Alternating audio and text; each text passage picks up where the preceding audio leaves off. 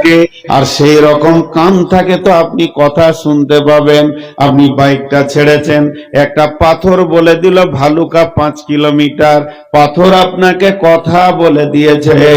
আপনি বর্ধমানের মানুষ, আমি রাস্তা চিনি না, আর কত দূর হতে পারে হরিশ্চন্দ্রপুর।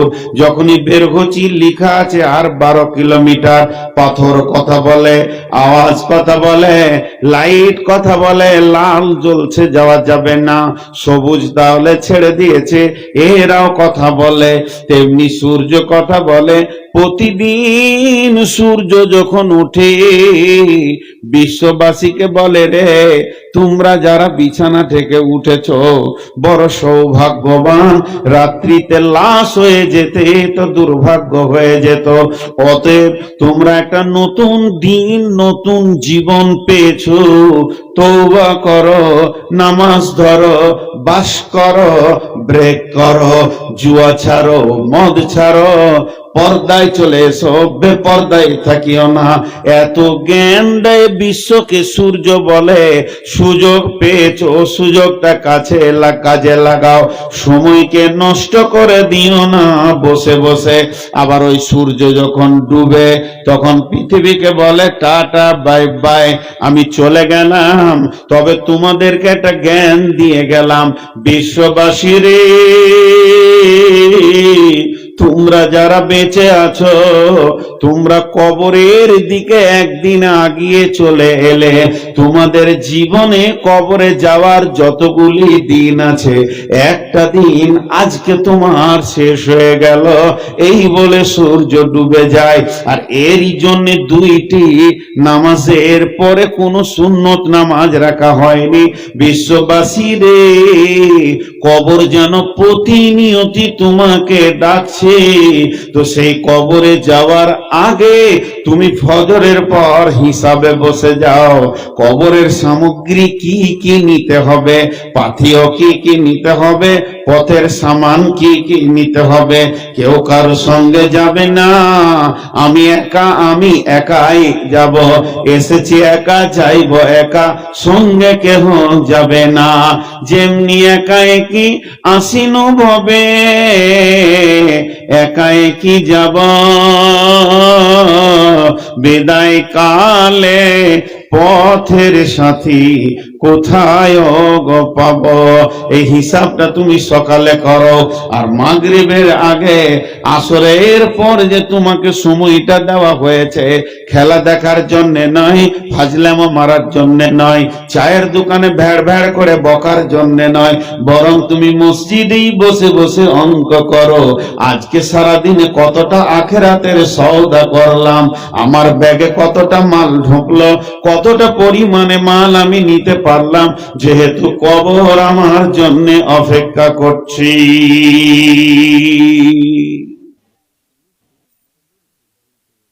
সময় শেষ হতে রয়েছে, সময় কারো অপেক্ষা করে না।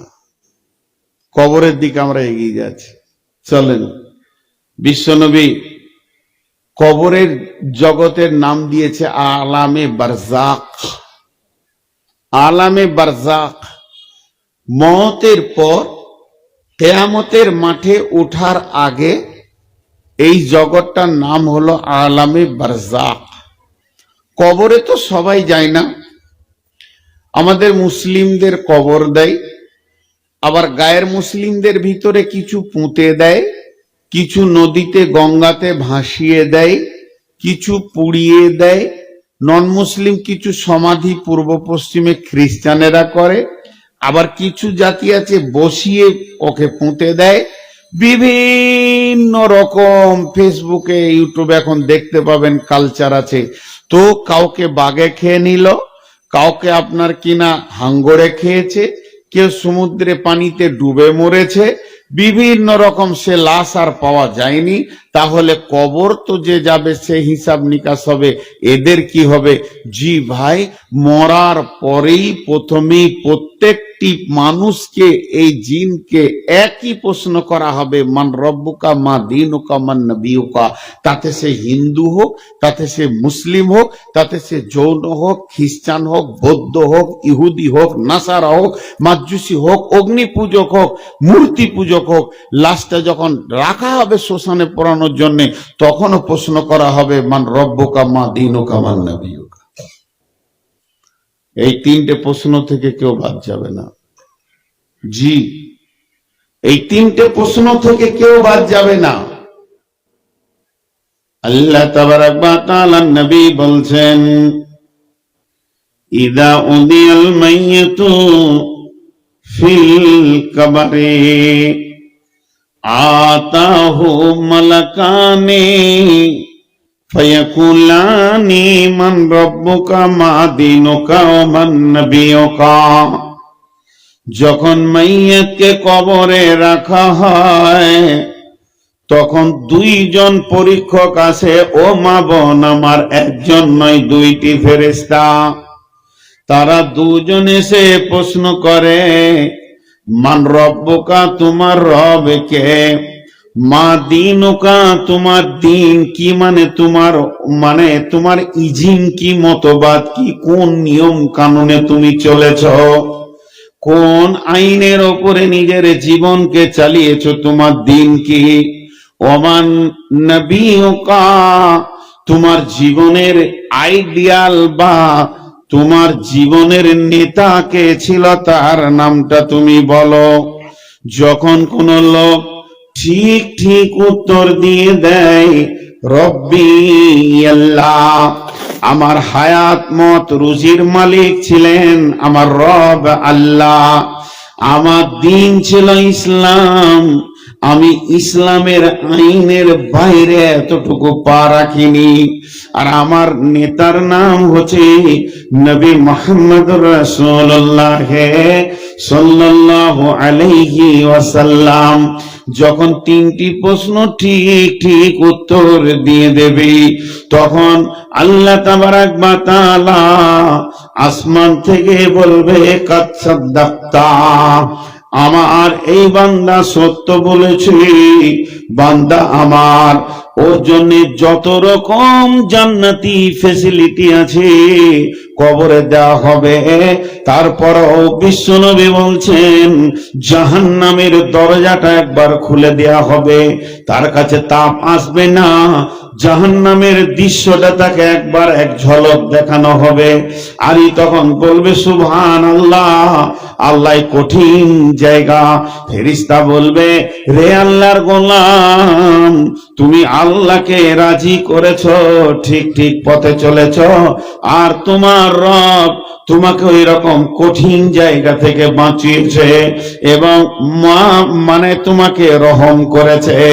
এরপরে যে লোকটা উত্তর দিতে পারবে না, হা আলা আদরি, আমি কিছুই জানি না, কিছুই বুঝি না, তার জন্য জাহান্নামের যত ফেসিলিটি আছে সবগুলোকে কবরে দেওয়া হবে, কিন্তু তাকে এক ঝলক জান্নাতের দরজা খুলে দেখানো হবে, আর বলা হবে, হতভাগা বদনসিব, তোর কপাল কত পুরা রে, ওই জায়গাটা ছিল তোর আসল ঠিকানা। শুধুমাত্র দিনকে না মানার কারণে, আল্লাহ এবং রসুল না মানার কারণে তোর চিরদিন নোংরা জায়গা জাহান্নামে তোকে থাকতে হবে।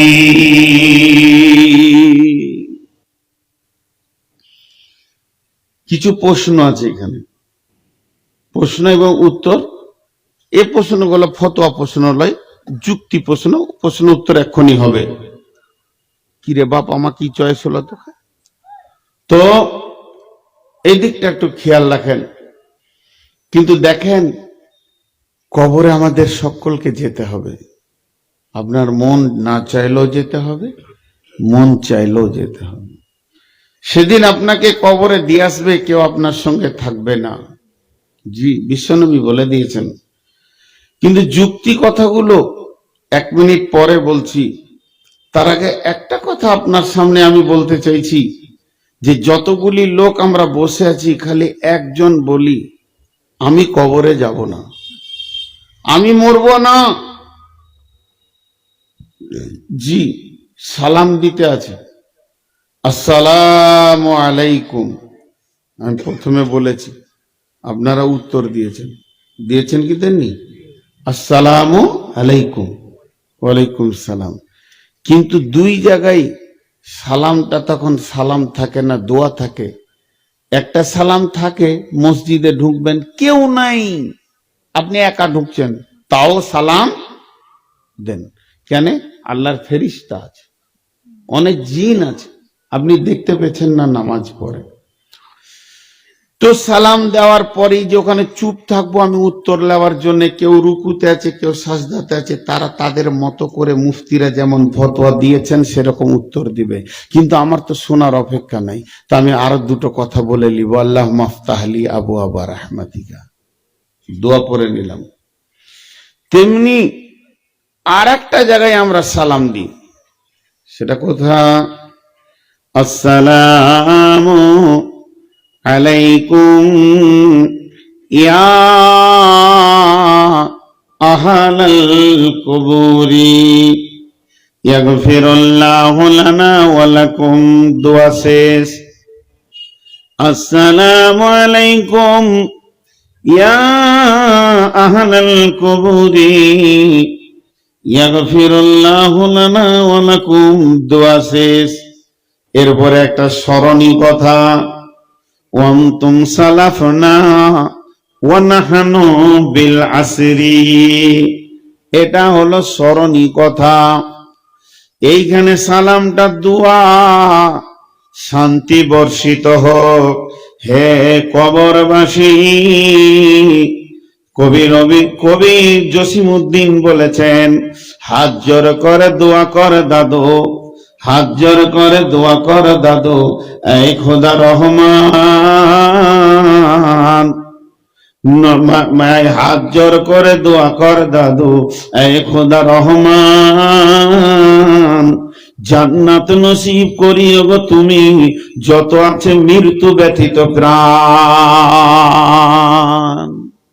দোয়া কর। সালাম দিলাম কবরবাসীকে, কি বললাম? হে কবরবাসী, তোমাদের ওপর আল্লাহ শান্তি বর্ষিত হোক। এরপরে শব্দটা বলছি, ইয়াগফিরুল্লাহু লানা ওয়া লাকুম। হে আল্লাহ, হে কবরবাসী, আল্লাহ তোমাদেরকেও মাফ করুন এবং আমাদেরকেও মাফ করে দেন, যাতে করে তোমরা যে ত্রুটি নিয়ে এসে কবরে শুয়ে গেছো, আর তো তোমরা মাফ চাইতে পারবে না। তা আল্লাহ তোমাদেরকেও মাফ করুন, আল্লাহ আমাদেরকেও মাফ করে দেন। তারপরে স্মরণী কথাটা কি?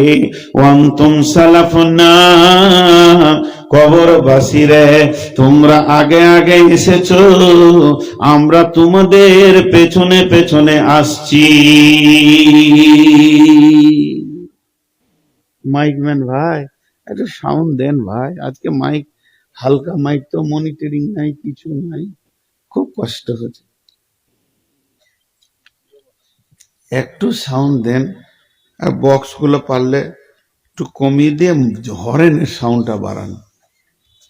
আপনার মাইক ভালো, খারাপ বললে আবার মাইক ম্যানওয়ালারা খুঁজে বেড়েছে মারবার লেগে, ওই জন্য যতই খারাপ হোক খারাপ বলবো না, মার কে খাবে। তো তোমরা আগে এসেছো, আমরা পরে আসছি।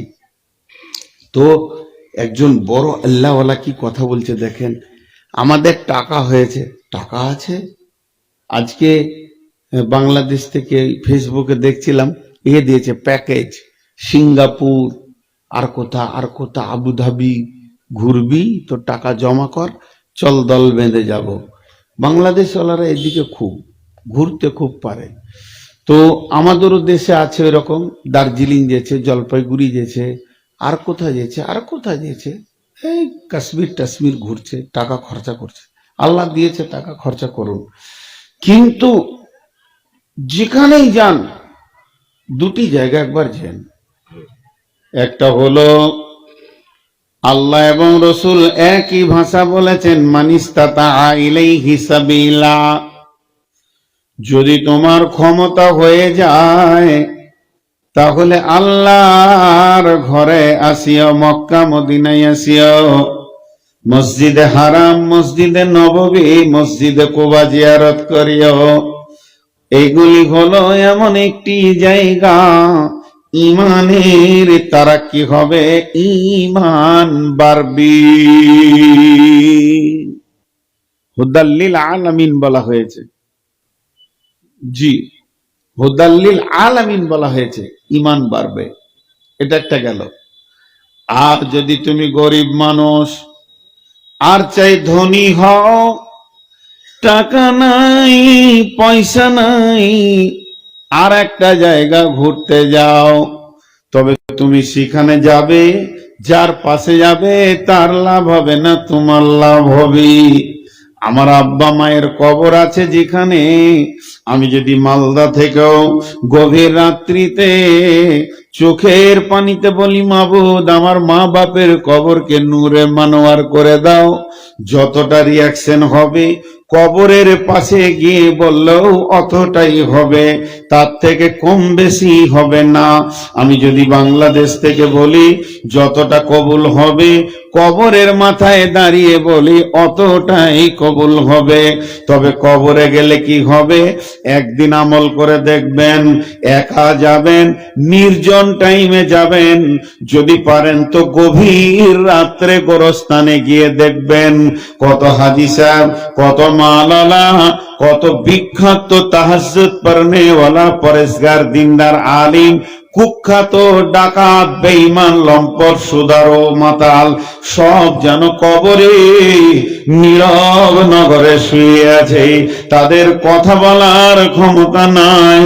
ওই কবরগুলি দুই নয়ন ভরে দেখে আসবেন, পরের দিন দেখবেন দিলের উপরে এমন ইফেক্ট পড়বে, পৃথিবী অনরুচ লাগবে, আর আল্লাহর মহব্বত বাড়বে, আমলে নামাজে রোজাতে দিল বসবে বন্ধরে। এটা হলো কবরের পাশে যাওয়ার লাভ।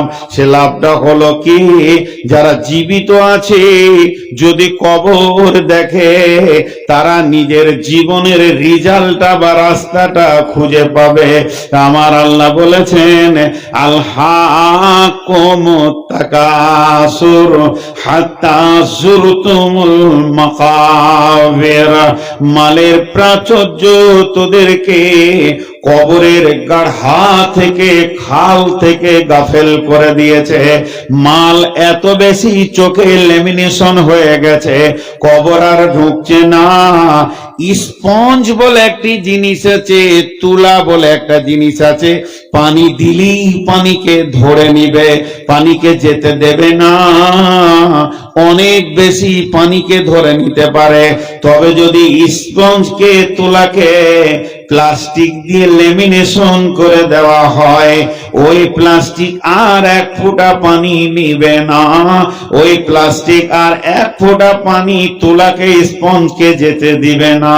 তো আমাদের চোখে মাল আর টাকা পয়সা, জমি জায়গা, সন্তান বিবি, পৃথিবীর প্রেমের প্লাস্টিক চেপে গেছে।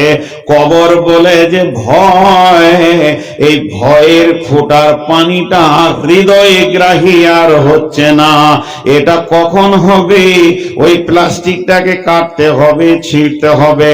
কি দিয়ে ছিঁড়বেন, বেলেট কাজে লাগবে না, চাকু লাগানো যাবে না। কোথায় প্লাস্টিকটা আছে, এই প্লাস্টিকটা কাটার একটাই রাস্তা, গভীর রাত্রিতে কবরের পাশে দাঁড়িয়ে দেখবেন, আপনার হৃদয়ে বলবে, বিনা বাতিতে, বিনা আলোতে হাজি সাহেব শুয়ে আছেন, মাস্টার আছেন, গাজী আছেন, প্রফেসর আছেন, একটা সেকেন্ড যার ডান ধারে বাঁ ধারে 20খানা লোক থাকতো, সেই গুন্ডা সান্ডা পান্ডা মস্তান ও নীরব নগরে পড়ে রয়েছে, যার ভয়ে এসপি কেঁপেছে, তার হাড্ডিকে পোকাতে তিলে তিলে খাচ্ছে।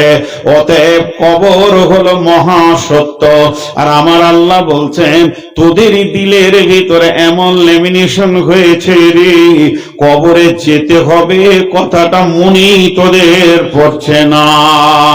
আফালা ইয়ালামু ইযা বুসিরা মা ফিল কুবুর, তোমরা কি জানো না, এটা কি বুঝো না যে কবরের ভিতরে কে আছে?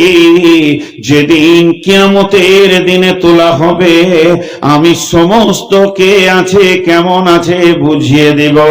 আল্লাহ বলছেন মিন আইয়িন খালাকাহু ওয়া মিন নুতফাতিন খালাকাহু ফাকাদ্দারা সুম্মা সাবিলা ইয়াসসারা সুম্মা আমাতাহু ফাআকবারা, কবরের ভিতরে শুইয়ে দিব, সুম্মা আমাতাহু ফাআকবারা, মারব মেরে কবরবাসী তোমাকে বানাবো, তুমি কবর থেকে কোন রকমের রেহাই পাবে না।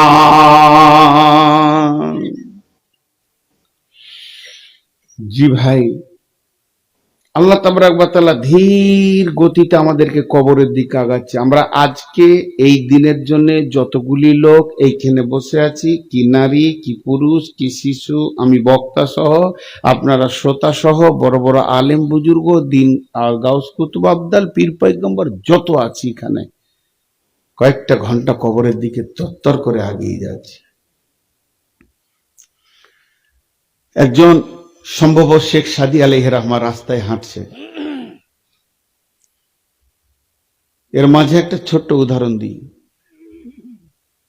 এইটা ধরেন ফাঁসি দেওয়ার জায়গা, এইখানটা গাড়াটা আছে, এইখানে রশিটা ঝুলছে লাইলনের, ফাঁস একদম পুরো তেল লাগিয়ে রেডি করে দিয়েছে। এদিকে সব যারা ফাঁসি দেবে দাঁড়িয়ে আছে, 5 জন 7 জন 10 জন দাঁড়িয়ে আছে, আর ফাঁসির দড়িটা ঝুলছে। আর যাকে ফাঁসি দেওয়া হবে তাকে ওই রাস্তা থেকে আনা হচ্ছে। প্রতিটি পা ওর কেমন মনে হবে বলেন? প্রতিটি পা ওর কেমন মনে হবে, মনের দিকটা একবার ভাবেন। হঠাৎ কোপ মেরে দিল ডাকাতে নদীর ধারে, সেটা আলাদা। ওকে বলা হয়েছে 1.5 মাস আগে এই তারিখে তোমার ফাঁসি হবে। প্রতিটি দিন গেল, ভোরবেলায় ওকে বলা হচ্ছে উঠো তোমার ফাঁসির টাইম হয়ে গেছে, 12টা 1 ফাঁসি হবে। ওকে নিয়ে যাওয়া হচ্ছে ফাঁসির মঞ্চের দিকে, জাল্লাদ রেডি হয়ে আছে, দড়ি ঝুলছে। কেমন মনে হবে? একটু অনুভূতি আপনাদের এসেছে, এই অনুভূতিটা কাজে লাগান। আমাদের সুপ্রিম কোর্টের মালিকের নাম হচ্ছে আল্লাহ। তিনি আমাদের রায় বের করে দিয়েছেন, কুল্লু নাফসিন জায়কাতুল মত, আমরা সব ফাঁসির আসামি। কার কখন হবে সে জানে, কার কখন হবে সে জানে। যদি 10টা আসামিকে জেলে বলা হয়, এই যে 10 নম্বর রুমে তোমরা যতজন আছো সবগুলো ফাঁসির আসামি, কিন্তু কার কখন হবে ওই জেলের মালিক জানে, তোদের ঘুম হবে যে কাকে কখন মুরগির মতো নিয়ে যে কাটবে আল্লাহ জানে। তেমনি তো ওই শেখ সাদি রাস্তায় হাঁটছে, আর একজন এসে বলছে আসসালামু আলাইকুম। উনি উত্তর দিন ওয়ালাইকুম সালাম, কেমন আছেন? আলহামদুলিল্লাহ। আপনি কেমন? আলহামদুলিল্লাহ। তো শরীর স্বাস্থ্য মন কিরকম আছে? বলছে আমার প্রতিটি পা তো ফাঁসির মঞ্চের দিকে যাচ্ছে। একটা ফাঁসির মঞ্চে আসামি গেলে যে অবস্থা হয়, আমি সেই অবস্থায় আছি।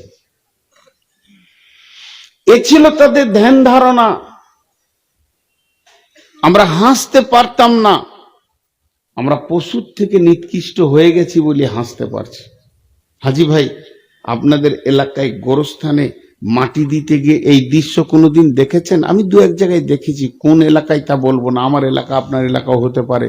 গোরস্থানে গিয়েছি, একটা লাশকে নামানো হচ্ছে আস্তে আস্তে, আর বাঁধে যারা দাঁড়িয়ে আছে, যারা দেখছে যে লাশটা নামানো হচ্ছে, তারা আপোষে ঠাট্টাই আর কি করছে, করছে না? বলেন আচ্ছা, ওরা কে এখানে গল্প করতে এসছে? ওই রাস্তাতে, ওই ভাই, ওই তোমাদের কণ্ঠস্বর এখানে পৌঁছাইছে। এখন কি ভাবছো তোমরা বলো? আমি মাইকটা তোমাদেরকে দিব না তোমরা আমাকে দিবে? ও এক মাস্তান আর কি, বলছে আমি এলাকার মাস্তান, এইভাবে তো আমাকে অপমান করা যাবে না। আজীব ব্যাপার, এতগুলো লোক নীরবে বসে আছে, ওর পাগলার মতো গল্প করছে। হ্যাঁ, কত মেন্টাল রুগী দেখবেন। ফাঁসির মঞ্চে কসাইখানা গিয়ে দেখবেন একটা বকরিকে খাল খালিয়ে উল্টে দিয়েছে, সেটা হলো স্যাম্পেল। আর একটা বকরি বাঁধা আছে, তাকে ঘাস দিয়েছে, ঘাস খেয়েছে। এ পশু জানে না ওর পরে আমার পালা পড়বে।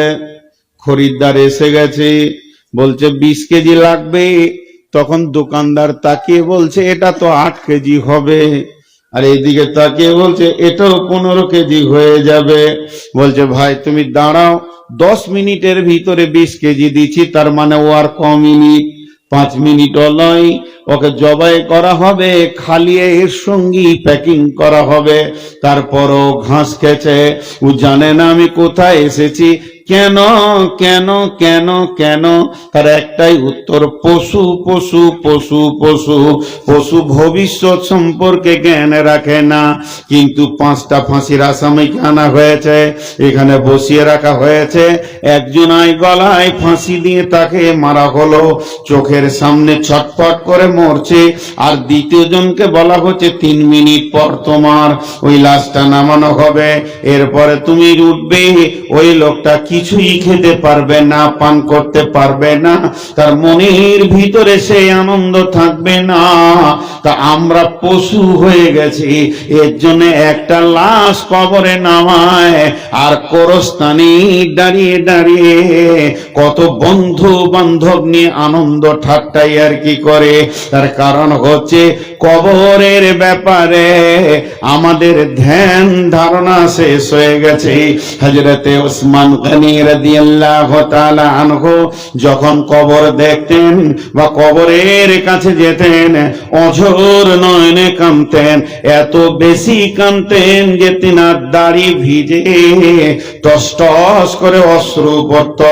সাহাবীদের ভিতরে কেউ প্রশ্ন করলেন, আমিরুল মুমিনিন, খলিফাতুল মুসলিমিন, আপনি জাহান্নামের কথা শুনে যত না কাঁদেন, কাঁদেন না নয়, যত বেশি না কাঁদেন, পুলসেরাতের কথা শুনে যত বেশি না কাঁদেন।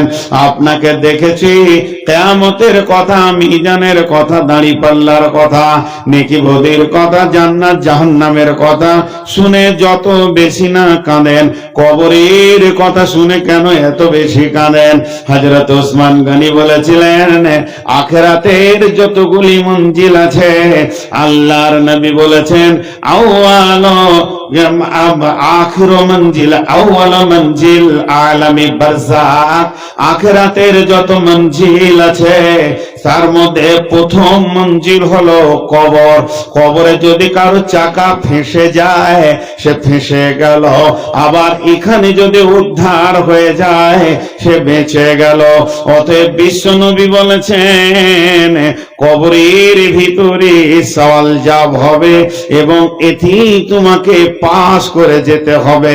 আর এখানে এক চান্সে পাস করতে হবে, দ্বিতীয় কোনো চান্স পাওয়া যাবে না, যাবে না, যাবে না। কবর এমন একটি জায়গা, এক চান্সে পেরিয়ে যেতে হবে। আর ওটাই হলো প্রথম মঞ্জিল।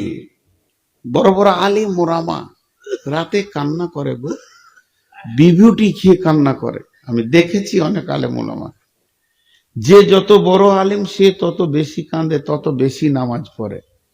হাজি বেনামাজি যদি নামাজ ছাড়ার যদি কোনো রাস্তা থাকতো, নামাজ ছেড়ে নাজাত পাওয়ার যদি কোনো রাস্তা থাকতো, তো প্রথমে বেনামাজি হতো আলিমরা, প্রথমে বেনামাজি হতো আলিমরা। নামাজ ছেড়ে যদি রাস্তা থাকতো, আর কোনো কারণবশত যদি নামাজ মাফ হতো, তো ইমাম হোসেনের কারবালার ময়দানে মাফ হয়ে যেত। মাথা কাটিয়ে দিল কিন্তু নামাজ ছাড়েনি। আর সেই নবীর উম্মত খুব সহজে নামাজ ছেড়ে বসে রয়েছে, আটকে যাবে কবরে, কোনো উপায় নেই, কবরে আটকে যাবে। একটা ইহুদিদের মেয়ে আম্মা জান আয়েশার কাছে এলেন, বললেন মা আমাকে কিছু ভিক্ষা দাও। আম্মা জান আয়েশা বলছেন আমার কাছে মাত্র 2টি খেজুর ছিল। খেজুরটা এনে যখনই মেয়েটির হাতে দিলাম, মেয়েটি খেজুর নিয়ে আমাকে দোয়া দিচ্ছেন, রে আয়েশা, আল্লাহ তোমাকে কবরের আযাব থেকে মুক্তি দান করুন। এরপরে আম্মা জান আয়েশা বলছেন আমি রাসূলকে প্রশ্ন করলাম, আযাবাল কবরি হাক্কুন ইয়া রাসূলুল্লাহ, ফাসাআলাত রাসূলুল্লাহ সাল্লাল্লাহু আলাইহি ওয়াসাল্লাম। আমি আম্মা জান আয়েশা রাসূলকে, আমার হাবিবকে আমি প্রশ্ন করলাম, আযাবাল কবরি হাক্কুন ইয়া রাসূলুল্লাহ, কবরের আযাব কি সত্য? আল্লাহর নবী উত্তর দিলেন, আযাবাল কবরি হাক্কুন, কবরের আযাব সত্য।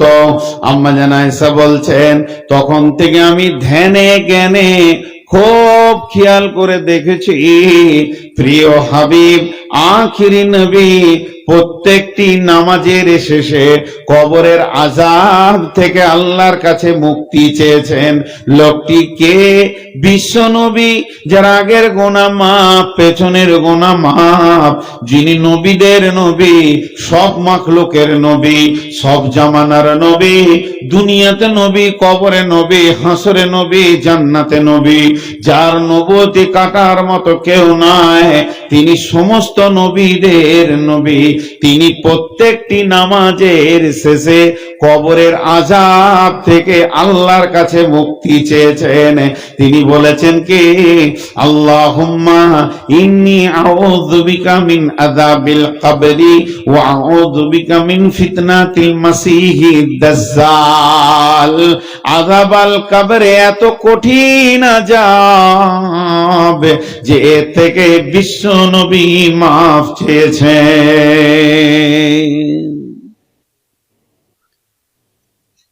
একটা দল বেরিয়েছে, ওর নাম আহলে কোরআন। ওরা রসুলকে বিশ্বাস করে না, আর যে রসুলকে বিশ্বাস করে না সে মুসলমান হতেই পারে না। ওদের দাবি খুব বেশি। প্রশ্নগুলো ধ্যান দিয়ে শুনবেন, উত্তরটা তাহলে বুঝে আসবে। বলছে কিয়ামতের দিনটা তো হিসাবের দিন, তো কবরে আযাব হবে কেন? হিসাবের আগে আযাব হবে কেন? কিয়ামতের দিনে যদি কবরেই হিসাবটা মিটে যাবে, তাহলে কিয়ামতের দিন আর আযাব দেওয়ার কি দরকার আছে? দেখেন কেমন প্রশ্ন। প্রশ্নের উত্তরটা আমি দিব, খুব ধীরে সুস্থে শুনতে হবে, নাহলে বুঝতে পারবেন না। আমি নূর মোহাম্মদ মারা গেছি আজকে, কিয়ামত এখন 20 বছর পর, 50 বছর পর হবে। আমি কবরে আযাবে ভুগছি, 20 বছর পর উঠিয়ে আবার হিসাব হবে। এটা কেন হবে? কিন্তু কবরে আযাব হবে। ওরা বলছে না, আমরা কবরের আযাব বিশ্বাস করি না, আমরা জাহান্নামের আযাব বিশ্বাস করি। কিয়ামতের দিনে হিসাব নিকাশ হয়ে যাওয়ার পর আমি যখন মুজরিম ঘোষণা হয়ে যাব আল্লাহর খাতাতে, তখন আমাকে নিয়ে গিয়ে জাহান্নামে দেয়া হবে, আমি আযাব খাটবো। এর আগে কোনো আযাব নাই। আর আমি যখন আল্লাহর কাছে খালাস পেয়ে যাব, তো আমি জান্নাতে চলে যাব। এর আগে আমার জন্য সুখ ও শান্তিও নাই। কবরে আমি এই অবস্থায় থাকব। ঝামেলা চুকে গেল। কিন্তু তা নয়, কবরে আযাব সত্য। বিশ্ব নবী কেঁদেছেন। যুক্তি আছে, আপনাদেরকে যুক্তি দিয়ে দিচ্ছি। কিন্তু তার আগে একটা ছোট্ট কথা বলবো। কবরের আযাব, কিয়ামতের মাঠে 50,000 বছর দাঁড়িয়ে থাকা এবং পুলসেরাতে 1000, 1500 বছর ধীর গতিতে হাঁটা, এগুলো কঠিন আযাব, কঠিন আযাব, কঠিন কঠিন কঠিন থেকে কঠিন আযাব। তারপরও আল্লাহর রহমত, তারপরও আল্লাহর রহমত। এই আযাবগুলো আবার রহমত বলছি, আপনারা মুখ খুলেন। কঠিন থেকে কঠিন আযাব, তারপরও আল্লাহর রহমত। এবার কেন বলছি আমি যুক্তি দিব, আপনাদেরকে যুক্তি দিব। তাহলে দুটো যুক্তি আগে আপনাদেরকে দিয়ে দিই। একটা যুক্তি দিই, কিয়ামতের দিন বিচার হবে, এখন থেকে আযাব কেন? হাজি ভাই, এই গ্রামে আপনার দোকান আছে, এই গ্রামে আপনার দোকান আছে, আমারও এই গ্রামে বাসিন্দার, আমি রেগুলার আপনার দোকানে ধার খাই, আমার একটা খাতা আছে। তা আমি আপনার দোকানে গেলাম যে ভাই কতদূর কি হলো, হিসাব নিকাশটা একবার করে নি। কিন্তু আপনি বললেন জি না, আপনি খেয়ে যান, অসুবিধা নেই, হিসাব পরে হবে। তার মানে কিছু টাকা নাও, কিছু টাকা নাও, কখনো 1000, কখনো 2000, কখনো 5000, কখনো 2000, কখনো 1000 দিয়েই রেখেছি আমি, খেয়েও যাচ্ছি, দিয়েও রেখেছি। এবার বলেন হিসাবের দিনটাও করলো যে এই নভেম্বরের শেষ তারিখে হিসাব হবে, কিংবা ডিসেম্বরের 31-এ হিসাব করে নিয়ে নতুন বছর আবার নতুন খাতা শুরু হবে, আপনার আলাদা আমার আলাদা হিসাব নিকাশ মেরে নিব। ঠিক আছে, তাই হলো। তাহলে এখন আমি যে 2-5 হাজার করে জমা করলাম, তো যেদিন আমরা হিসাবে বসেছি তো দেখা গেল টোটাল আমার 35,000 টাকার মাল খাওয়া হয়েছে, কিন্তু দেওয়া হয়েছে আমার প্রায় 30,000 টাকা। আর লাগবে কত?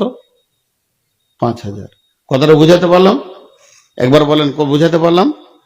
তো আমার দেখা যাচ্ছে যতটা আমি পাপ করেছি, জাহান্নামে 35,000 পাপের সাজা আমাকে নিতে হবে, কিন্তু কবরে যে যতদিন আমি থাকলাম আজাব খাটলাম, তাতে আমার 30,000 পাপের আজাব শোধ হয়ে গেছে, আর 5,000 মাত্র কবরে যেতে হবে, জাহান্নামে যেতে হবে। বুঝাতে পারলাম? কথাটা বুঝতে পারলেন কিনা? আমাকে আর ওই 35,000-এ খাটতে হবে না, জাহান্নাম থেকে মুক্তি পেয়ে যাব। এমনও লোক আছে যে কবরের আজাবেই কিয়ামতের মাঠে উঠতে উঠতে তার মুক্তি ঘোষণা হয়ে যাবে, কারণ এই আজাবটা মাইনাস করা হবে হিসাবের সময়। আমি আপনাদেরকে বুঝাতে পেরেছি তো? একবার হ্যাঁ বলেন। কারণ এই জটিল প্রশ্নগুলো ফেসবুকে চলে আসছে, মানুষ বিভ্রান্ত হয়ে যাচ্ছে। তো এই যে আজাব আমি খাটছি, এটা আমার মাইনাস হবে, মাইনাস হবে। বিশ্বনবী বলছেন একটা মুসলমান কালেমাওয়ালার পায়ে কাঁটা লাগলেও তাতেও গুনাহ মাফ হয়, আর আমার কবরে আজাব চলবে, আমার গুনাহ মাফ হবে না? মাফ হবে, সব হবে। চলেন এরপরে প্রশ্ন, যে কঠিন কিয়ামতের দিনে যে এতক্ষণ দাঁড়িয়ে থাকবো, পুলিশের হাতে পার হব দীর্ঘ লম্বা টাইম, কবরে আমি মাসুল দেব, এগুলো আল্লাহর রহমত। এই জন্য আমার আল্লাহ এগুলোকে লম্বা লম্বা লম্বা লম্বা করে করেছেন, যাতে করে আমার গোলামকে যেন জাহান্নাম না যেতে হয়। এইটুকু রহম করার জন্যে আমার রব এই আযাবগুলো রেখেছেন, যাতে করে জাহান্নাম থেকে মুক্তি পেয়ে যায়। একটা উদাহরণ দিয়ে আপনাদের এই নদীটা পার হয়ে আসলাম, ওইখানে ব্রিজের নিচে একটা মার্ডার হয়ে গেছে। কে মার্ডার হয়েছে? এই এলাকার সব থেকে বড় ধনী বিশাল টাকার মালিক মার্ডার। 10 জনকে নামে কেস হয়ে গেছে, 10-20 জনের নামে, কাউকে ছাড়েনি। আর বেটারা যত টাকা লাগে বাপ টাকা দিয়ে গেছে, ওদেরকে শাস্তি দেবই। এবার দেখবেন মার্ডার হলে খালি ঘন ঘন পুলিশ আসবে, তেরে তেরে ধরবে। বিচার একটা ছেলে মালদা থেকে এই মাত্র আসলো, কিছু জানে না যে গায়ে মার্ডার হয়েছে, ঢুকেছে, সন্ধ্যার সময় ঘুরছে, গা কি ব্যাপার রে, তো ও কি পুলিশে ধরে নিয়েছে। ছেলেটা খুব গরিবের ছেলে, দিন আনা দিন খোয়া, বাপের সঙ্গে মাঠে কাজও করতে যায়, লোকের লিভারগিরি করে। তবে ছেলেটা খুব মেধা, বুদ্ধিমান, ভদ্র, গায়ের মধ্যে ভালো, তা লয় গোটা পশ্চিমবঙ্গের মধ্যে ভালো ছেলে, 5 ওয়াক্ত নামাজি, মুখে দাঁড়িয়ে আছে, সায়েন্স নিয়ে MA পাস করেছে, এমন রেজাল্ট করেছে কোনো ঘোষ লাগেনি, ওর চাকরি হয়ে গেছে। অ্যাপয়েন্টমেন্টের জন্য কিছু ওর প্রুফ লাগবে, রেসিডেন্সিয়াল গুলো অফিসে জমা দিতে গিয়েছিল।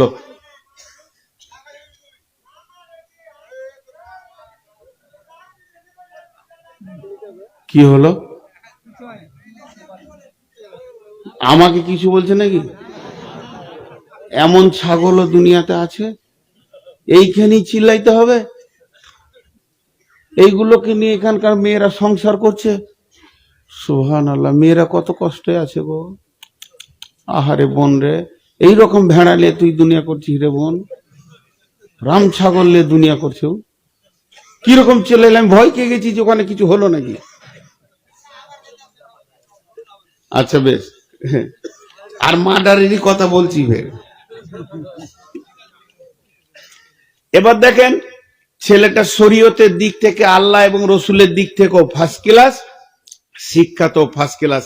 আর 10-15 দিন পর স্কুলে জয়েন্ট করবে, কলেজে জয়েন্ট করবে, আর ওকে পুলিশে নিয়ে চলে গেছে। সাদা সিধে মানুষ, অত প্যাঁচপুচ বুঝে না যে পালিয়ে থাকতে হয়, নিয়ে চলে গেছে। সঙ্গে সঙ্গে গ্রামের লোক যত নেতা ছিল এক জায়গায় এমপি কে ফোন করে বলছে, স্যার ওই ছেলেটাকে ছাড়িয়ে দেন, না হলে চাকরিটা চলে যাবে, আর ওর কোনো দোষ নাই। এমপি দেখে গোটা এলাকা খেপে গেছে, তাহলে ছেলেটা ভালো। এমনকি জগন্নাথপুর থেকে টালবাংলা পর্যন্ত সমস্ত এলাকার লোক এমপি কে ফোন করছে। এমপি লালবাজার থানা পুলিশকে ফোন করে বলছে, আপনাদের হরিশ্চন্দ্রপুর থানাতে ফোন করো। ফোন হলো, বড়বাবুকে বলছে, মিজানুর রহমান বলে একটা ছেলেকে নিয়ে এসছেন? বলে হ্যাঁ স্যার, ভালো ছেলে, কিন্তু আনলেন কেন? বলে এই ব্যাপার। বলছে আমি আসছি। সঙ্গে সঙ্গে সন্ধ্যার মধ্যে এমপি নেমে ভিতরে গিয়ে বড়বাবুকে বলছে, কই? বলছে ওই লকারে আছে, 12-18 জন ভরা আছে। ওকে গিয়ে এমপি ভিতরে ঢুকে লোক দেখানি দুটো থাপ্পড় মেরেছে। থাপ্পড় মেরে বলছে, বান্দর কোথাকার, লেখাপড়া শিখেছে কোথা, থাকতে এই জন্য কি করতে, 3-4টা আর 5 হাতে আর গালে থাপ্পড় মেরে ওখান থেকে বের করে দিয়ে বলছে, স্যার ওর নামটা কেটে দেন, এর বিরুদ্ধে কেউ কিছু বলবে না, কেটে দেন, আমি বলছি কেটে দেন। আচ্ছা বলেন, এই থাপ্পড় গুলোর জন্য মার ছিল না রহমত ছিল?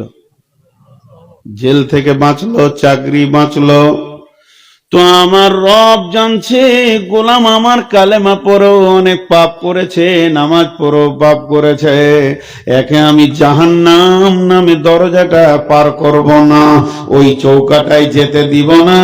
এর জন্য কবরে হাসরে মিজানে কিছুটা থাপ্পড় মারছেন। আল্লাহ এই আযাবগুলো আমাদের জন্য জাহান্নাম মুক্তির জন্য করেছেন। এবং পুলসেরাতে দীর্ঘ সময় আমার যত গুনাহ, এতেও যদি গুনাহ না মাফ হয় তাহলে জানতে হবে এই মালটা জটিল আছে, একে জাহান্নাম যাওয়া ছাড়া আর উপায় নাই। অনেক বাহানা তো বাঁচানো গেল না, গুনাহ ঢেরি লেগে গেছে। তারপরও সে লোকটা যখন জাহান্নামে যাবে জানতে হবে এই জটিল গুনার কারণে যাচ্ছে। এর জন্য কবরের আযাব হলো অতি সত্য। কবরে কখন আদম শুয়েছে এখনো উঠে নাই, বিশ্বনবী কখন শুয়েছেন এখনো ওঠার টাইম হয়নি। এইভাবে আপনার আমার মা বাপ, দাদা দাদি, তার মা বাপ, পরদাদা পরদাদি কবরে শুয়ে রয়েছে। তাহলে আমাদেরকে কতদিন শুতে হবে কবরে? কবরে সব থেকে কম সময় যে লোকটা শুবে, কবরে সব থেকে কম দিন যে লোকটা ঘুমাবে, মাটির নিচের জগে সব থেকে কম দিন কাটাতে হবে, তাকে 40 বছর থাকতে হবে। বিসমিল্লাহির রহমানির রহিম। ওমা কদারুল্লাহ হাক্কা কদরিহি ওয়াল আরদু দামিয়ান কবজাতুহু ইয়াওমাল কিয়ামাতি ওয়াস সামাওয়াতু মাদবিয়াতুন বিয়ামিনিহি সুবহানাহু ওয়া তাআলা আম্মা ইউশরিকুন। ওয়া নুফিকা ফিস সূরি ফাসাইকা মান ফিস সামাওয়াতি ওয়া মান ফিল আরদি ইল্লা মান শাআল্লাহু সুম্মা নুফিকা ফীহি উখরা ফাইদা হুম কিয়ামুন ইয়ানজুরুন।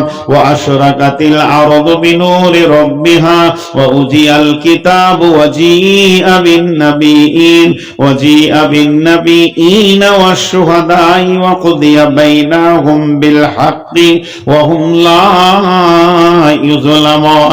কবরে সব থেকে কম সময় যে 40 বছর থাকবি। সূরা জুমারের এই তাফসীর করতে গিয়ে মুফাসসিরিনরা বলেছেন আল্লাহ 2খানা সূর ফুঁকবে। প্রথম সূরে সারা পৃথিবী ধ্বংস হয়ে যাবে, বাড়ি ঘর গাছপালা জমি জায়গা পাহাড় পর্বত অট্টালিকা কিছুই থাকবে না, ধ্বংস হয়ে মাটিতে মিসমার হয়ে যাবে।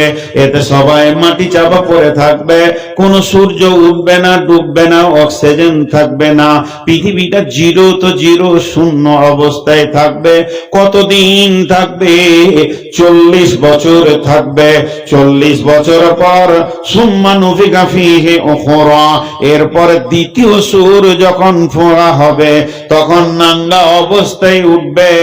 পুরুষের খাতনা দেওয়া থাকবে না, মুসলমানি দেওয়া থাকবে না, পায়ে জুতো থাকবে না, গায়ে কাপড় থাকবে না। এই অবস্থায় কিয়ামতের মাঠে উঠবে, নারী পুরুষ একই সঙ্গে উঠবে। আম্মা জানা এসে বললেন ইয়া রাসূলুল্লাহ, কাপড়হীন নারী পুরুষ কি একই সঙ্গে থাকবে? তো হ্যাঁ, নবীজি বললেন, আম্মা জান আয়েশা বললেন, কেউ কি কাউকে দেখবে না? আমার নবী বললেন, সেদিন আল্লাহর আযাব এত কঠিন হবে, ওটা দেখার মতো সময় থাকবে না, মানুষ নফসি নফসি করবে। অতএব কবরে, ওয়াইযাল কুবুর বুসিরাত, যেদিন কবরওয়ালাকে উঠানো হবে রে, 40 বছর পর সে আপনার মাটির ভিতর থেকে উঠে আসবি।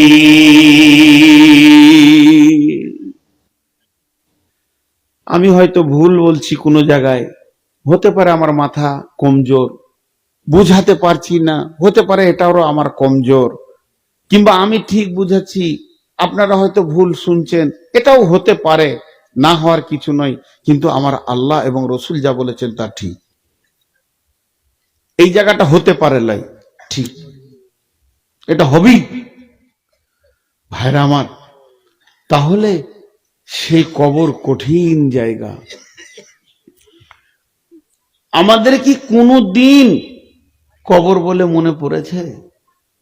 একটা উদাহরণ দিব, একটা উদাহরণে গোটা একটা সোরা ঢুকে যাবে। এই উদাহরণটা অনেকবার দিয়েছি, ইউটিউবে পেয়ে থাকবেন। ও ছাড়া দ্বিতীয় উদাহরণ এখন আমি আর পাচ্ছি না। আপনাদের এইখানে এই টালবাঙ্গরা, আমার আবার এখানে খুব গোলমাল হয়, এক এক গায়ে এক এক দিকে নামাজ পড়ি। টালবাঙ্গরাতে পশ্চিম দিকে নামাজ পড়ছি, জগন্নাথপুরে পশ্চিম দিকে পড়ি, আবার অন্য একটা টালবাঙ্গরার ওই পাড়া গিয়েছি তো উত্তর দিকে নামাজ পড়ছি, বিঘার লেলেছে মাথা আর কি। হ্যাঁ, তো তার তাল পাই না। তো টালবাঙ্গরা থেকে এই ফতেপুরের দিকে যেতে ওখানে একটা নদীর একটা ছোট ব্রিজ আছে। এই ব্রিজটাকে টেন্ডার এসে গেছে 50 লক্ষ টাকার কি 1.5 কোটি টাকার, ওটাকে ভেঙে উড়িয়ে দিয়েছে, ওর কিছু বুনিয়াদ রাখেনি। আর 35 থেকে 40 ফুট নিচে থেকে খাল করে ওকে পাইলিং করে নিয়ে আসছে, উন্নত মানের ব্রিজ তৈরি হবে। তবে সাইড দিয়ে জো আসার রাস্তা করে দিয়েছে, মাটি টাটি দিয়ে একটু ইটের ভাঙা চোড়া ফেলে ওটা রাস্তা করে দিয়েছে, লোক যেছে আসছে। কিন্তু এই খালটা আছে, নিচের ঢালাইটা হয়েছে সলিং ঢালাই, আর রডগুলো এরকম বেরিয়ে আছে, পায়াগুলো রড বেরিয়ে আছে, কাজ চলছে। এখন আপনার টালবাংড়ার ছেলে বা আপনাদের এই শিরিষ বোনার ছেলে ওই রাস্তা দিয়ে প্রাইমারি স্কুল যায় আর আসে, প্রতিদিন ও 2 বার দেখে খালটা, 1 মাস দেখছে, তাহলে 1 মাসে ও 60 বার দেখেছে। আর এমনি 2 বার বাজার গিয়েছে তো দেখেছে, তো 70-80 বার দেখেছে। কিন্তু রাত্রিতে জালসা শুনে ওই দিক থেকে আসছে 3 বন্ধুতে মোটর সাইকেলে আর গল্প করছে। গল্পের বিষয়বস্তু কি? 3 জনাই চাকরিম্যান, কে কত টাকা করলি, কে কত জমি করলি, কে কতটা জায়গা করলি, শ্বশুরের কাছে কত লুটলি, শালাদের কাছে কত পেলি, খালি দুনিয়া মাল মাল দুনিয়া, দুনিয়া মাল মাল দুনিয়া, দুনিয়া মাল মাল দুনিয়া। গভীর গল্পে চলে গেছে।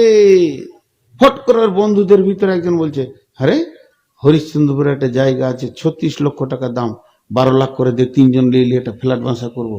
হালে এই বলতে গিয়ে খেয়াল নাই, খালটা দুপ করে 3 জন পড়েছে, হঠাৎ আচানক। কিন্তু হঠাৎ আচানক লয়, 70 বার চোখে দেখেছে ওটাকে। এবার যখন ওই গভীর রাত 1:30টায় পড়ছে ওখানে ওরা বাইক নিয়ে, তো মোটর সাইকেলটা ওদের ঘাড়ে পড়ছে আর ওরা নিচে পড়ছে, আর 4টা-5টা করে রড এই দিকে ঢুকে কলজে ফ্যাপসা ছিঁড়ে ওই দিকে বার হয়েছে। মরছে, 3 জনাই মরছে, কিন্তু কেউ কারো উপকারে আসছে না। চোখে দেখছে যে কি বিপদ, কিন্তু ওই খালটা প্রথম দেখছে না আগে দেখেছে? দেখেছে। আল্লাহ ওটাই বলছেন, আলহাকুমুত তাকাসুর হাত্তা যুরতুমুল মাকাবির।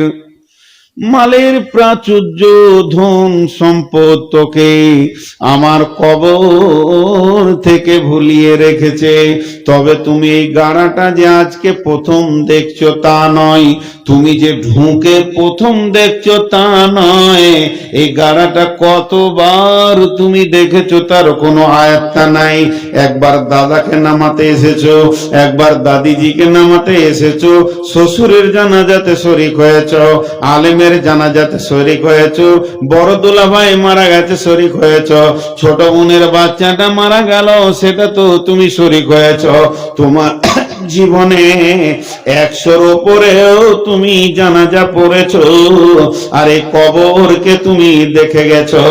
এতবার গাড়হাটা দেখার পর যখনই তুমি বাড়িতে যাও, বিবির কাছে যাও, দোকানের শাটার খুলে দাও, তখন আর এই গাড়হা তোমার মনে পড়ে না। এই যে কবর তোমাকে ওই মাল কবর থেকে গাফেল করে রেখে দিয়েছে। হাত্তা সুরতুমুল মাকাবির। এবার আল্লাহ বলছেন কাল্লা সাওফা তা'লামুন, নিশ্চয় একদিন জানবে। সুম্মা কাল্লা সাওফা তা'লামুন, আবার আমি আল্লাহ বলছি নিশ্চয় একদিন তোমার চোখ খুলবে। সেদিন কোন দিন? যেদিন তুমি এর ভিতরে ঢুকবে সেদিন তোমার চোখ খুলবে, কিন্তু আসলে কোনো কাজ হবে না। চোখ খুলে কোনো কাজ হবে না। জি, একটা ছেলে রাতে ঘুমে স্বপ্ন দেখেছে, যে ওস্তাদকে জিজ্ঞেস করছে, জি ওস্তাদ আজকে রাতে একটা স্বপ্ন দেখলাম, তো স্বপ্নের মানেটা করে দেবেন। কি দেখলি রে বাবা? বলে আমি দেখলাম যে আমি শুয়ে আছি, যে ঘুমিয়ে গেছি, গভীর ঘুমে দেখছি যে আমি দাঁড়িয়ে আছি একটা জায়গায়, আমার বাড়ির সামনে হোক যেখানে হোক, একটা বড় চটের বস্তাকে ধরে আছি, ঝেলকে বস্তাকে, আর গোটা এলাকার লোক আসছে আর ডালি ডালি করে মাল দিচ্ছে, ডালি ডালি মাল দিচ্ছে। আরে ভাই, একটা চটের বস্তাতে 10, 5, 20 ডালি মালে ভর্তি হয়ে যাবে, কিন্তু হাজার হাজার ডালি দিল, বস্তা ভর্তি হয় না। এক ডালি মাল, বস্তা খালি, এক ডালি মাল, বস্তা খালি। কিন্তু খানিক পরে এসে একটা লোক এমনি করে মাটিলে 3 মুষ্টি ভরে দিল, আর বস্তাটা পরিপূর্ণ হয়ে গেল। স্বপ্নের মানেটা কি? ওস্তাদ বলছে, বাবা পৃথিবীর মালে তোমার মন ভরবে না, কিন্তু যেদিন তোমার বুকে যতদিন না মাটি চেপেছে, যতদিন না তোমার বুকে মাটি চেপেছে ততদিন তোমার পৃথিবীর মালে ভরবে না। সাপ সোজা যায় না বেঁকা যায়? জি, সিধা যায়। সিধা যায়? সাপের সঙ্গে ব্যাঙের বন্ধুত্ব হয়েছে, জীবনে হবে? আর হ্যাঁ না বলে না? জীবনে হবে না। একজনের গল্প করছে যে ব্যাঙের বিয়ে হবে, বিয়ে তো ও গিয়েছে মশার কাছে ধার নিতে, বিরাট ভোজ তো ধার নিতে গিয়েছে, তো মশা বলছে কত দিব রে? তো বলছে 15 টাকা ধার দে, ভোজ তো বড় ধরনের, 15 টাকা ধার নিয়েছে। যে ব্যাঙের বিয়ে হয়ে গেল, বিয়ে হয়ে ছেলে পিলে হয়েছে, ব্যাঙের ডিম জানেন 72 ডজন ডিম। তো অতগুলো ছেলে পিলে কিলবিল কিলবিল করছে, তো পানির ধারেও গাল ফুলিয়ে বসে আছে যে আমি এতগুলো ব্যাটার বাপরে, হ্যাঁ, তো বসে আছে। তো মশা ওর কানের কাছে এসে বলছে পন পন পন পন, মানে 15 টাকাটা দে। তোর তো বিয়ে হলো, ছেলে পিলে হয়ে গেল, আবার টাকা দিবি না কেন? তো ও তখন উত্তর দিচ্ছে মানে কবে দিয়েছিলি, টাকা দিবে না আর কি, বেইমানি করছে। তখন মশা দেখছে একে কাবু করার লেগে একটাই রাস্তা আছে, সাপকে বলতে হবে। সাপকে বলেছে যে টাকা দিচ্ছেন, আছে কোথাও? বলে ওইখানে বসে আছে চুপ করে। ও ধ্যানে ছিল, আরে কপ করেছে যখন ধরেছে, তখন ও বলছে বাপ লে, এবার টাকা লে, টাকা দিতে চাইছে। তো সাপের সঙ্গে ব্যাঙের কোনোদিন বন্ধুত্ব হয় না। তখন মশা বলতে বলতে উড়ে চলে গেল, হাপড়ে ধরেছে মাথা, ঠ্যাং লড়িয়ে যাবি কোথা, আর উপায় নাই, ভিতরে যাবি, জবার বলবি বাপ টাকা লে, তোকে ভিতরে দিবে। তো এই মানুষের অবস্থা তাই, যেদিন আজরাইল ধরবে সেদিন বলবে একটা শ্বাস নিতে যত আছে সব মাল তোকে দিয়ে দিব, কিন্তু আর উপায় থাকবে না। কিন্তু সাপ সারা পৃথিবীতে বেঁকা হাঁটে। সাপ একদিন ব্যাংকে বলছে, ভাই তোর সঙ্গে বন্ধুত্ব করে মান সম্মান থাকলো না। এগুলো বড় বড় দার্শনিকদের গল্প, শেখ সাদির কথা বলছি, এগুলো গুলজার দোবস্তা থেকে বলছি। আপনি ভাবিয়েন না যে আমার মাথা থেকে ব্রেন দিয়ে এগুলো বলছি। এক একটা জ্ঞানের গল্পে জ্ঞানের ভান্ডার আছে। তো সাপ বলছে ব্যাংকে, তোর একটা অভ্যাস খারাপ, যতবার তুই লাফাবি খালি চুরুক চুরুক করে মুতিস। তাহলে এবার বল আমার আর মান সম্মান থাকবে? তুই আমার বন্ধু, তোর মুতা অভ্যাসটা ছাড়। তখন ব্যাংক বলছে, আমার অভ্যাসটা তো খারাপ দেখলি, তুই জীবনে সিধা হেঁটেছিস, তোর তো চলনই বেকাবে। হ্যাঁ, তোর তো চলনই বেকা। তুই আমার ভুল দেখছিস সামান্য, আমার নাই ডায়াবেটিস হয়েছে একটু মুতিয়ে দিছি, তো তুই আবার নিজের নিজের হিসাবটা কষগা একবার। দুইজনেতে ঝগড়া করছে একটা ছোট্ট ঝোপের ভিতরে। রাখাল ছেলে গরু চড়াইছিল, ও যেখানে ক্যাঁচড়ে ম্যাচড়ে করছে, কে রে? বিচারকটা দেখেন আবার রাখাল, সুপ্রিম কোর্টের বিচারক। এই যে এমনি করে লাঠি দিয়ে খুঁচে দিয়েছে, ব্যাংক তখন তুরুক করে যে পানিতে কুপ করে ঢুকে গেল। কিন্তু সাপ এমনি করে যে ছিল, শুরু হয়ে গেল দুপদাপ দুপদাপ দুপদাপ, মারতে মারতে মারতে মারতে ওকে মেরেই ফেলে দিলে। একে জটা লাঠি মারে, ব্যাংক পানির ভিতরে তবা চুমকি উঠে, ওরে বাপরে খুব চলছে। আর ঝগড়া করে আর লাভ নাই, কেন আমি করম। এবারে ওর লাশ বেনে গেল। রাখাল ছেলে সন্ধ্যার সময় গরু হাঁকিয়ে নিজের বাড়ি চলে গেল। কিন্তু একটা বুদ্ধির কাজ করেছে কি, যে ওর সাপের যে একটা পাটকে বেঁধে এমনি করে বাবলা গাছে ঝুলিয়ে দিয়েছে, আর লম্বা হয়ে সাপ ঝুলছে। ব্যাঙ এসে তখন বলছে, বন্ধু সোজা হলি তো মরি হলি, সারা জীবন বুঝালাম কিন্তু সোজা হলি না, মরেই হলি। তো সাপ মরে সোজা হয়, আর যখন গর্তে ঢুকে তখন সোজা হয়। তার আগে সাপ নিজের ইচ্ছা মতো চলে, আর গর্তে যখন ঢুকে তখন গর্তের মতো চলে। তা আল্লাহ ওটাই বলছে, আল্লাহ মুত্তাকাসুর হাত্তা যুরতুমুল মাকাবির, যতদিন পর্যন্ত কবর তোদেরকে গ্রাস না করেছে অতদিন তোরা কোন রকম সোজা হবি না। মাটির কবর গৃহে শোয়াই দিলাম যারে, ডাকলেও শত কেউ কখনো আসবে না হায়, মাটির বিছানা ছেড়ে মাটির কবর গৃহে শোয়াই দিলাম যারে। নবী রাসূল সাহাবা ইমাম আল্লাহর ওলি যত আছেন শুইয়া কবর গৃহে লক্ষ কোটি শত, ডাকলে শত কেউ কখনো আসবে না হায়, মাটির বিছানা ছেড়ে মাটির কবর গৃহে শোয়ায়ে দিলাম যারে।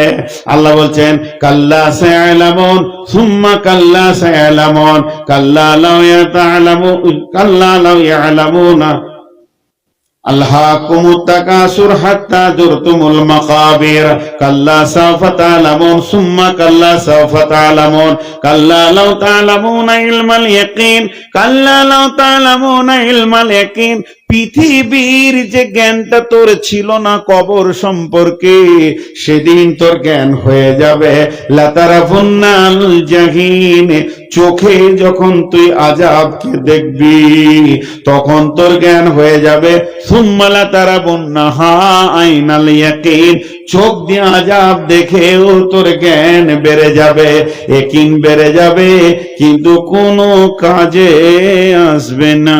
সুম্মা লাতুসআলুন্না ইয়াওমাইযিন আনিন নাঈম, কঠিন কিয়ামতের দিনে ক্ষুদ্রতম নিয়ামতেরও প্রশ্ন করা হবে। আপনাদের এলাকায় বিরেলি আছে? বিরেলি বিরেলি এই এলাকায় আছে? কত দূরে?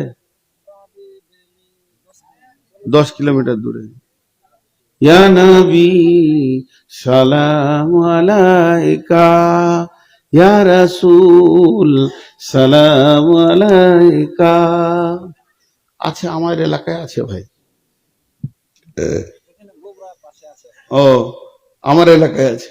তো ওদের জালসা যদি শুনেন, ছোটতে খুব শুনেছি, তো পাশের গ্রামে যেতাম, ছেলে মানুষ ভিড়ভাড়টা করতে একটু, হ্যাঁ, তো মানে শুনলি আপনার মাথা গরম হয়ে যাবে কি। কোনো দলিল নাই, কিছু নাই, আর গাধার মতো চিল্লাবে, এত চিল্লাবে যে ষাঁড় পর্যন্ত হার মানবে। ওই গায়ে যদি কোনো ষাঁড় থাকে তো বলবে আমাকে হারিয়ে দিলি রে তুরে, এত চিল্লাবে। আর কোনো দলিল নাই, কিছু নাই। বেরেলিদের এটা হলো মেন একটা রোগ। তো যাই হোক, তো একটা ওদের জালসা যদি বলেন তো ইনশাল্লাহ 2-10 মিনিট করে দিব, 2-10 মিনিট করে দিব, রাগ করিয়েন না ফের কে হবার। কিন্তু একটা অংশ বলছি, এর কোনো দলিল নেই, কিন্তু কথাটার ভিতরে একটু জ্ঞান লুকানো আছে, গল্প মনে করিয়ে নিতে পারেন। বলছে একজন আল্লাহর ওলি, বিরাট বড় আল্লাহর ওলি, কবরের পাশ দিয়ে যেছেন, যেতে যেতে দেখছে একটা কবরের ভিতর থেকে সূরা মুলকের তেলাওয়াতের শব্দ আসছে, কবর থেকে কোরআনের শব্দ আসছে। আল্লাহর ওলি দাঁড়িয়ে গেল, ভিখারি বললে সুবহানাল্লাহ, হে আল্লাহ তুমি কত বড় পাক, আজীব জিনিস শুনছি কবর থেকে তেলাওয়াত। এরপর আল্লাহর ওলি বলছেন, রে কবরবাসী, তুমি কবর থেকে তেলাওয়াত করো? বলে হ্যাঁ আমি তেলাওয়াত করছি, এই পর্যন্ত 5000 বার আমি খতম দিয়েছি। তাহলে কতবার খতম দিয়েছে কোরআন? 5000 বার। এগুলো সব মানে কি বলবো, ভ্রান্ত আর কি, মিথ্যা। কিন্তু কোন জায়গাটা আমি আপনাকে একটু বলতে চাইছি, একটু শুনেন। 5000 বার আমি খতম দিয়েছি। এবার কবরবাসী বলছে, রে দুনিয়াওয়ালা, তুই আমার 5000 বার খতমের নেকিটা নিয়ে নে, আর তুই একবার সুবহানাল্লাহ বললি, সেই নেকিটা আমাকে দে। তার মানে জীবিতর কত মূল্য, একবার সুবহানাল্লাহ বলবে তো নেকিতে আসমান জমিনে ভর্তি হয়ে যাবে, মরার পরে কোনো আমল কাজে লাগবে না। এটা বুঝাইতে চাইছে, যদিও এটা গল্প হয়, এটা গল্প, তার মানে বুঝানো যে মরার পরে লক্ষ কোটি আমল কোনো কাজে লাগবে না।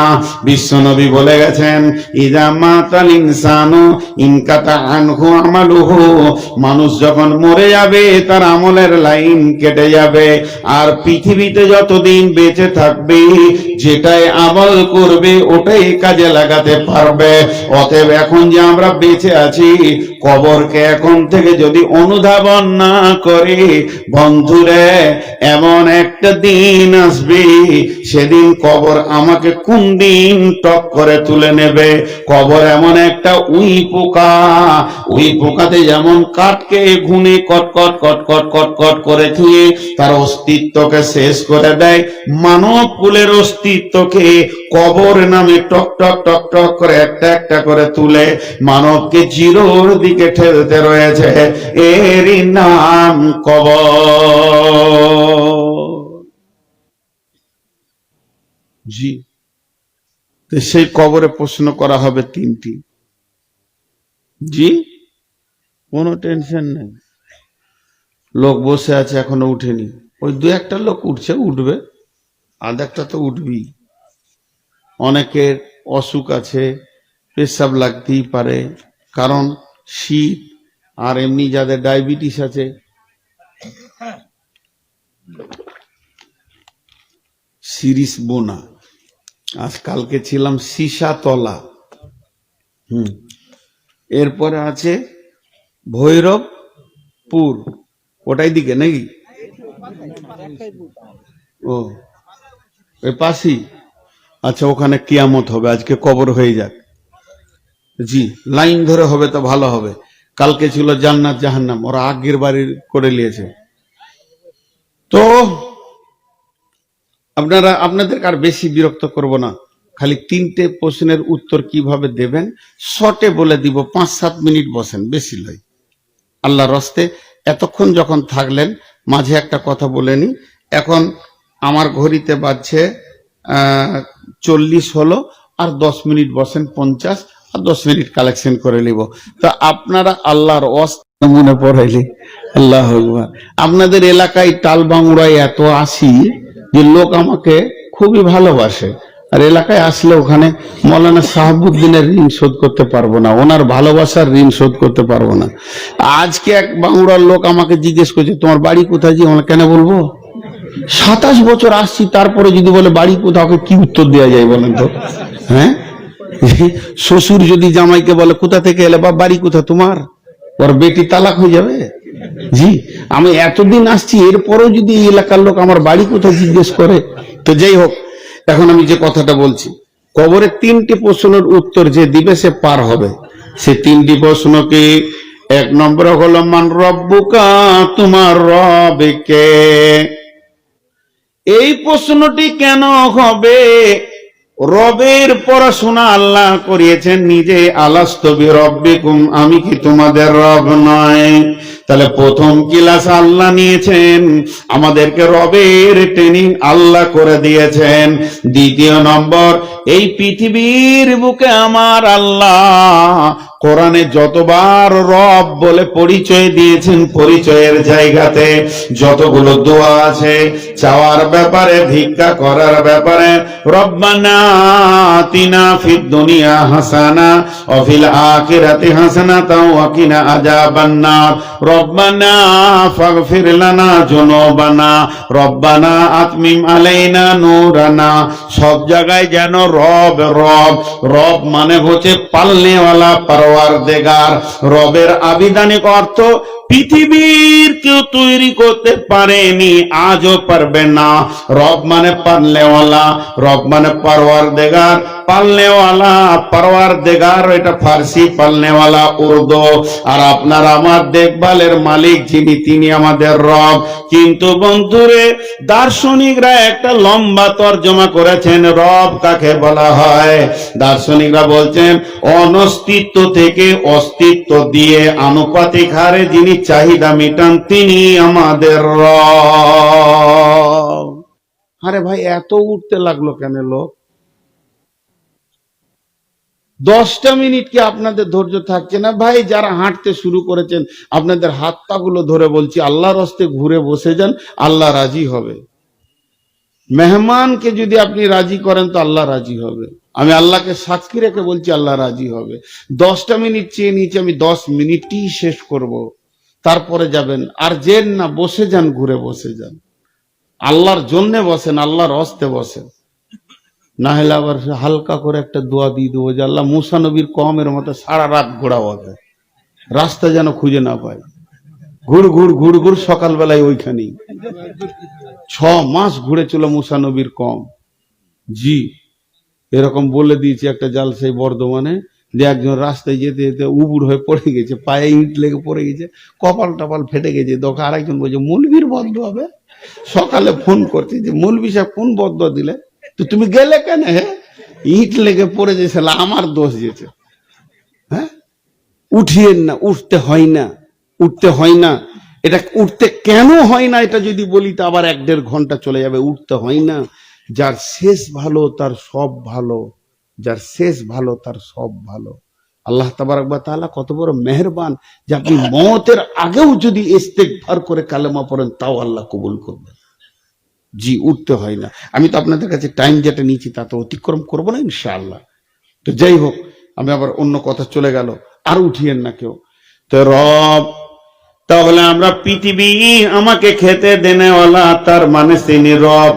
তাহলে এবার দার্শনিকের তর্জমাটা 2 বার বলবো, মুখস্থ করে নেন।